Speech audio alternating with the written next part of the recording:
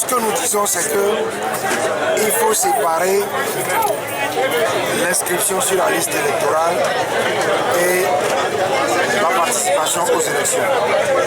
La loi dit que chaque année, les autorités doivent procéder au recensement électoral. Élection ou pas élection.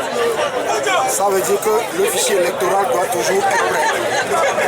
Et donc, et nous, dans cette logique-là, nous avions écrit il y a 2 ans au pouvoir en place pour lui rappeler que, conformément à la loi, elle devrait procéder à l'actualisation du fichier électoral.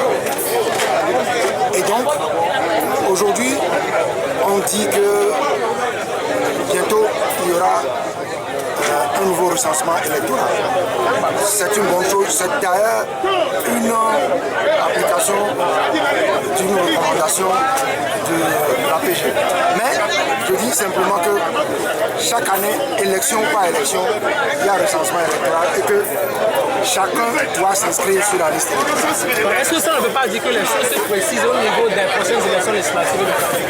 Nous, en ce qui nous concerne, nous séparons les élections de la mise à l'actualisation du fichier électoral. Quand le moment viendra, nous demanderons l'audit du fichier électoral qui sera à ce moment-là qui sera en place. Et donc, ça ne nous pose aucun problème aujourd'hui d'appeler la population à aller s'inscrire sur la liste. Donc vous appelez la population à aller s'inscrire? Oui, c'est ce que je viens de dire.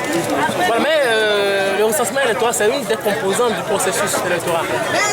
Bon, vous ne me ferez pas dire ce que je ne veux pas dire. Ça veut dire simplement que je dis qu'il faut séparer l'actualisation du fichier électoral avec les élections.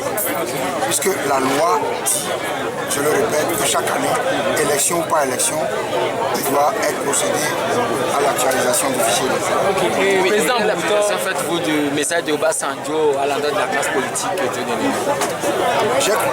on m'a dit, je ne l'ai pas écouté, mais on m'a dit que M. Obasanjo nous demande de rejoindre le processus en cours. Donc je crois que pour parler simplement et poliment, je dirais que le président Obasanjo, ou l'ancien président Obasanjo, n'est plus très qualifié pour parler des problèmes togolais à cause des propos qu'il a tenus en 2005 après le massacre des populations ici.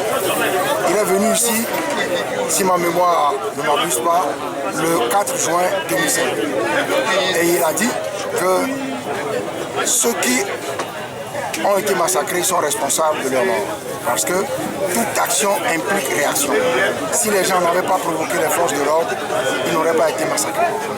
Je crois que ce sont des propos irresponsables, indignes d'un ancien chef d'État.